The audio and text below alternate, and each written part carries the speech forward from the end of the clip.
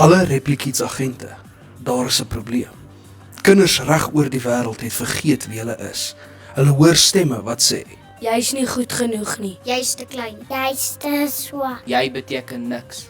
dis 'n leuen.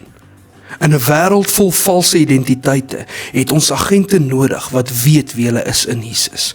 Jou mission, as jy kies om dit te aanvaar, is om uit te vind wat God oor jou sê. Jy is nie sommer net enigiemand nie. God het jou gekies om 'n dapper held te wees. Vandag gaan jy jou geestelike ID kry.